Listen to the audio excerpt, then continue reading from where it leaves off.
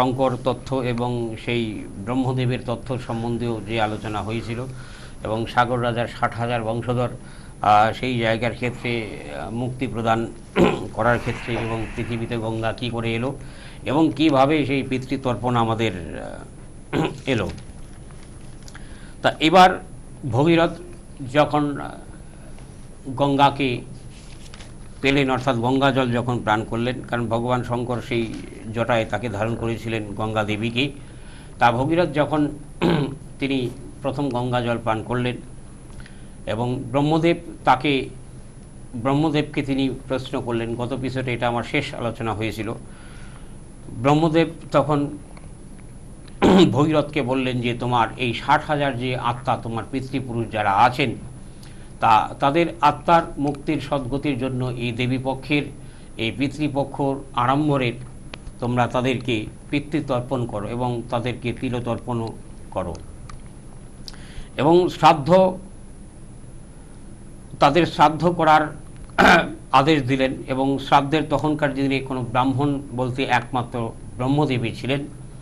তা স্বয়ং ব্রহ্মদেব নিজে ব্রাহ্মণ হয়ে সেই জায়গার ক্ষেত্রে পিতৃতর্পণ করলেন এবং পিতৃতর্পণ সেখানে তাদের শ্রাদ্ধ করলেন। শ্রাদ্ধ করার পরবর্তীতে তাকে জলদান করলেন এবং গঙ্গাকে আহ্বান করে, গঙ্গাকে সাক্ষী রেখে অর্ধদেহ এই গঙ্গার নদীতে আমাদের আদিপুরুষ সূর্যদেবকে বলা হয়ে থাকে। তা এই আদিপুরুষকে সাক্ষ্য রেখে, পূর্বপুরুষকে সাক্ষ্য রেখে এবং সেই গঙ্গা মন্ত্র আহ্বান করে, পবিত্র মন্ত্র আহ্বান করে, দেহ পবিত্র করে, গঙ্গা মন্ত্রে গঙ্গা জলে দেহ পবিত্র করে অর্ধ সেই আমাদের বুক পর্যন্ত জল হয়ে থাকে। তা সেই জলে দেহকে রেখে স্বয়ং ব্রহ্মদেব তাকে পিতৃতর্পণ করালেন এবং শ্রাদ্ধ করে তাদের শ্রদ্ধা জ্ঞাপন করে তাদের আত্মার উন্নতির জন্য, অর্থাৎ ঊর্ধ্বলোক প্রাপ্তের জন্য সেই পিতৃতর্পণ তারা করালেন।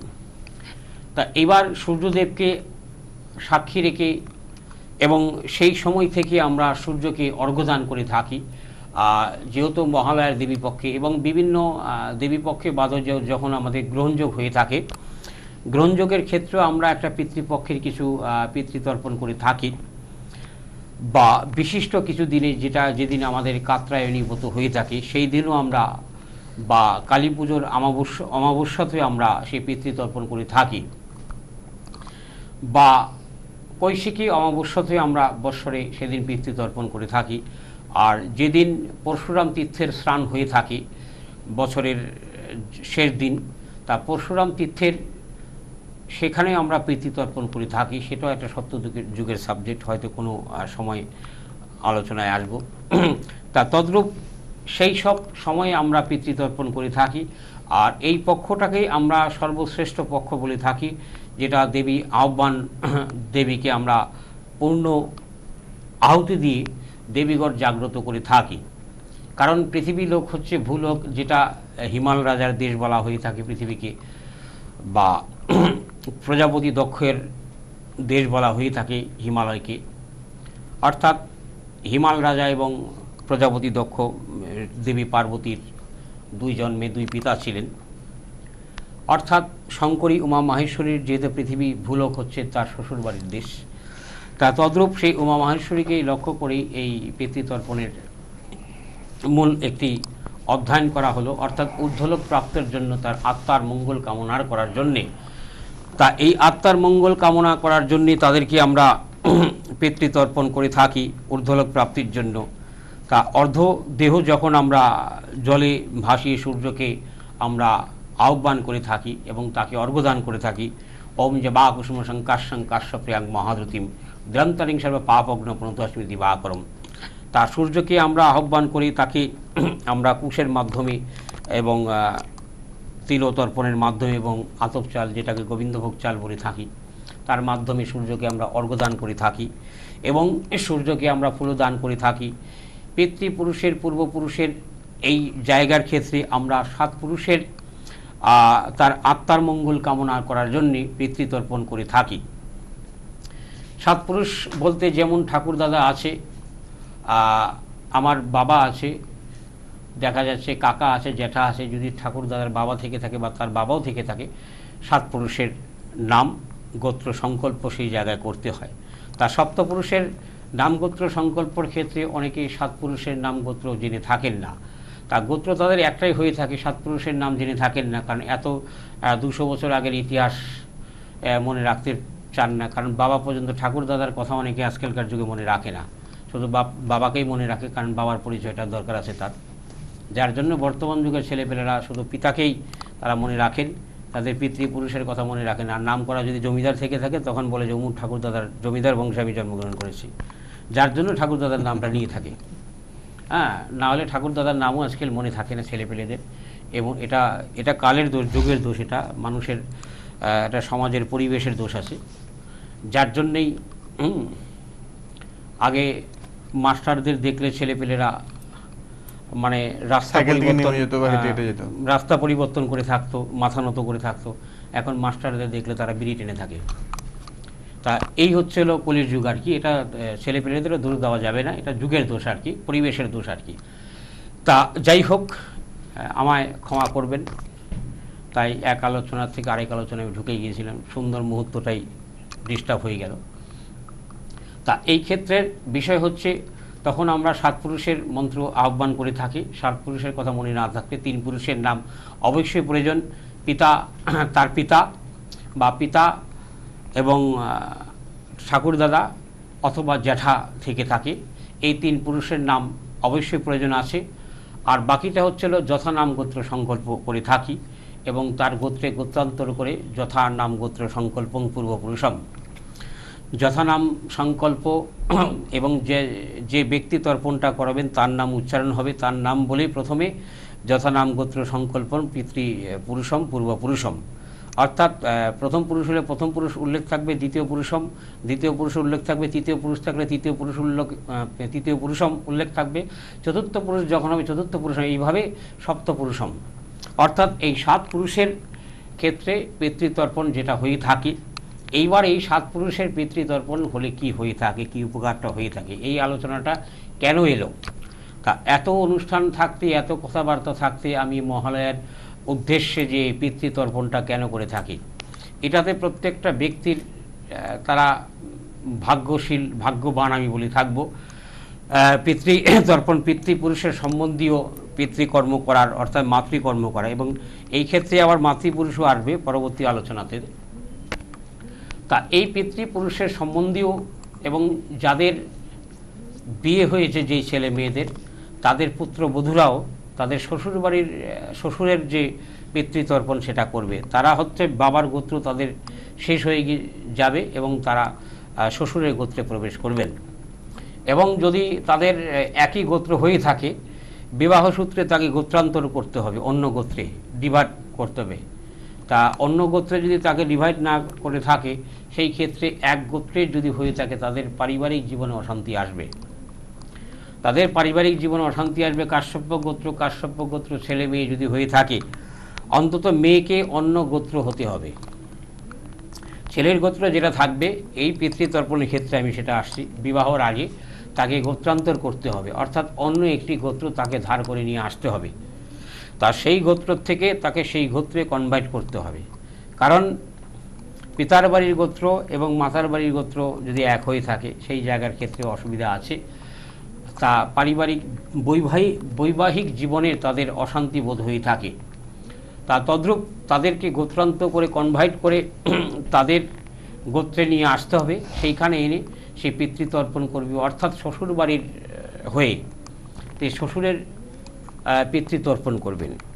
আর তার যদি শাশুড়ি থেকে থাকে, সে স্বামীর পুরুষেরও পিতৃতর্পণ করতে পারবেন এবং তার মার বাড়ির যেটা আছে, বাবার বাড়িতেও, অর্থাৎ মাতৃপুরুষ ক্ষেত্রেও সে তর্পণ করতে পারবেন। মাতৃপুরুষের ক্ষেত্রে অনেকে বলে থাকে নারীরা করে থাকে না, এটা সম্পূর্ণ ভুল। এবং প্রকৃতি এবং পুরুষের সমন্বয়ে যেটা আমরা নারী পুরুষ বলে থাকি, নারীর যে আত্মাটা, যেটা আত্মাটা বলে থাকি, সেটা প্রকৃতি আমরা বলে থাকি।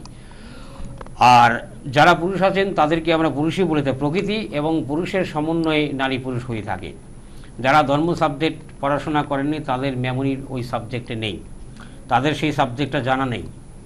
তা প্রকৃতির সমন্বয়ের আমরা যে পুরুষের মিলন হয়ে থাকে, সেই ক্ষেত্রটাই হচ্ছে নারী পুরুষ হয়ে থাকে। নারী হচ্ছে প্রকৃতি এবং পুরুষ হচ্ছে পুরুষ।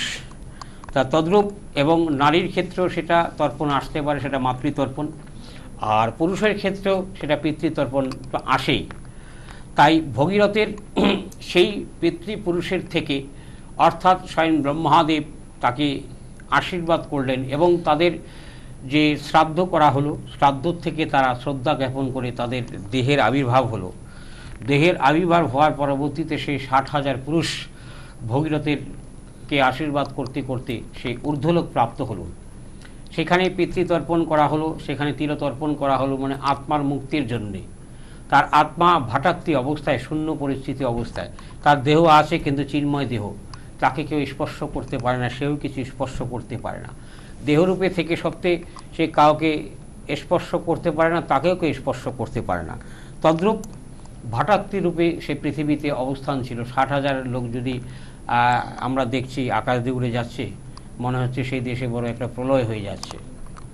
মানুষের ভয়ের চোটে একটা অন্য ধরনের পরিস্থিতি সৃষ্টি হবে। তদ্রূপ সেই পিতৃতর্পণ এবং সে শ্রাদ্ধ দর্পণ করার পরবর্তীতে সেই ভগীরথের 60,000 পুরুষের মুক্তি প্রদান হলো এবং ভগীরথকে আশীর্বাদ করতে করতে করতে করতে সে স্বর্গে চলে গেল। এবং এই মহালয়ার অমাবস্যার দিন, যেটা অমাবস্যা হয়ে থাকে, মানে 17 তারিখে যেহেতু হবে, 16 তারিখে সন্ধ্যায় লেগে যাবে, সেটা আমরা ধরবো না। আমরা যেটা নিশি যেটা হবে সেই অমাবস্যাটাই আমরা ধরবো। আগামী দিন বিকেল 5টা অবধি ধরবো, 2, 4, 5, 10 মিনিট 14 মিনিট সেটা হয়েই থাকে। তা সেই 10-15 মিনিট 14 মিনিট আমরা ধরবো না, বিকেল 5টা অবধি, তার মানে সারাদিনই আসবে। তা সেই দিন দেবীঘট স্থাপনা হবে, অর্থাৎ আদ্যাশক্তি মহামায়াকে, তাকে ভূলোকে আহ্বান করা হবে। এই পিতৃতর্পণের মাধ্যম দিয়ে আমরা দেবী আহ্বান করে থাকি। সেই দিন আমাদের তন্ত্র মার্গের মানে হাজারো ধরনের কর্ম থাকে এবং যে যে মার্গের তান্ত্রিক আছে তারা সেই মার্গেই তন্ত্রের মাধ্যম দিয়ে তারা সাধন ভোজন করবেন। আর ব্রাহ্মণের যে সাবজেক্টটা আসবে, ব্রাহ্মণদের কোনো তন্ত্র মার্গ নেই।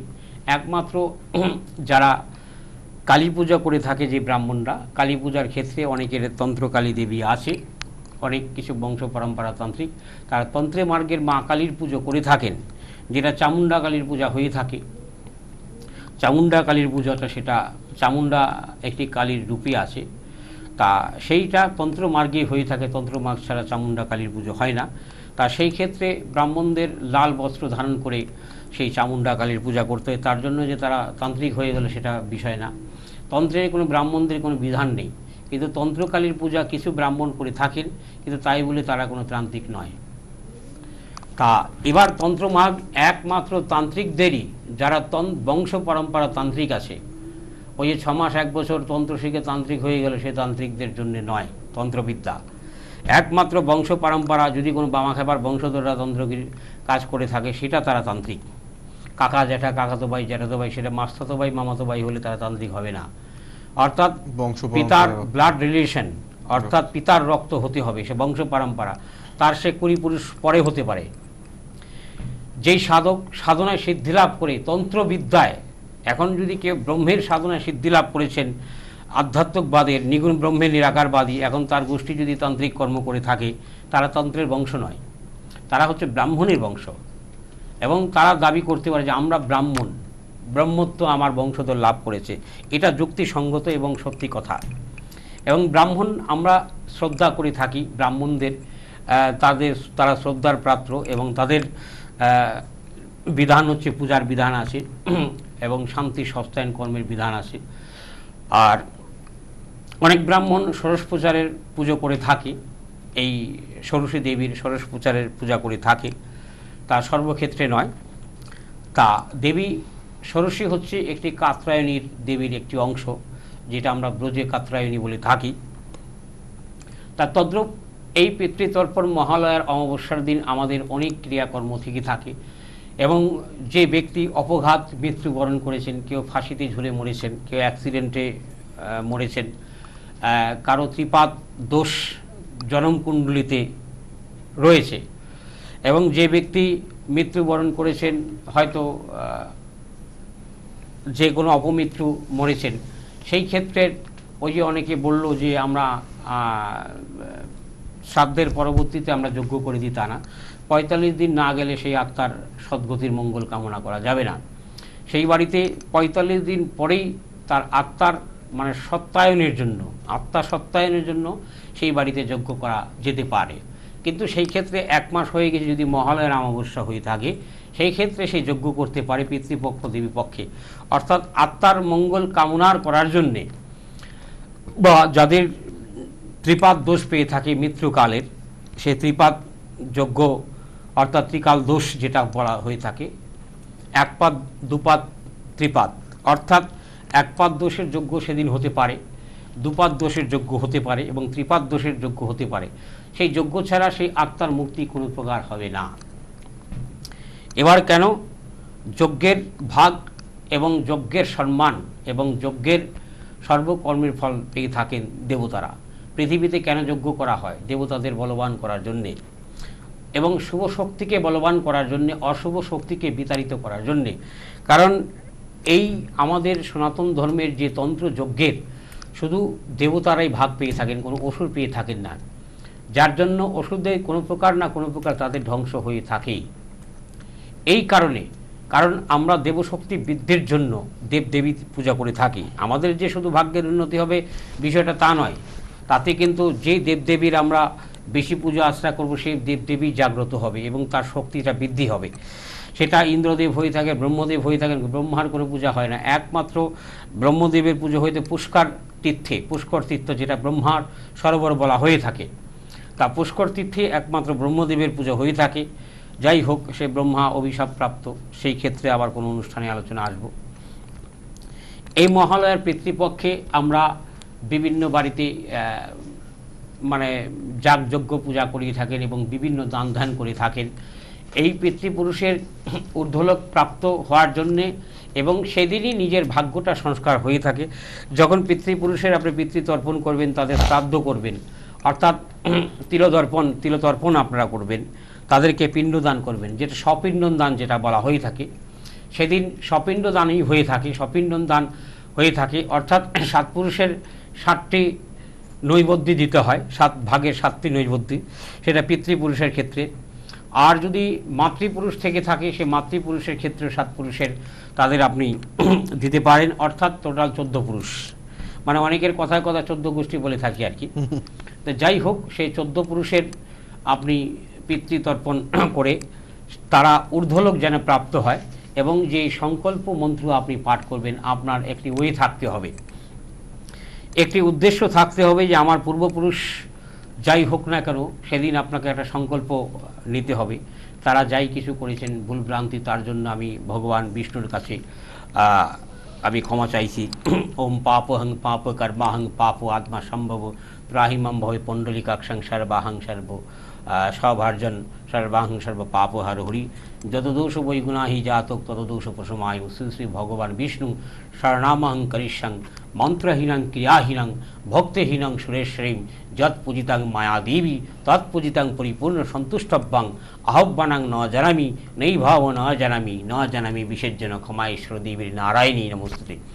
এবার যৎপূজিতাং মায়াদেবী, অর্থাৎ যেহেতু এই মন্ত্রটার এই সাবজেক্টটা, এই কথাটা উল্লেখ হবে, কারণ সেদিন আমরা সেই মায়াদেবীকে, মায়া শক্তিকে আহ্বান করে থাকি, যেটা মহালয়ার পিতৃপক্ষে মায়াকে আমরা আহ্বান করে থাকি, অর্থাৎ আদ্যাশক্তি মহামায়া, যাকে আমরা বোঝে কাত্রায়ণী বলে থাকি।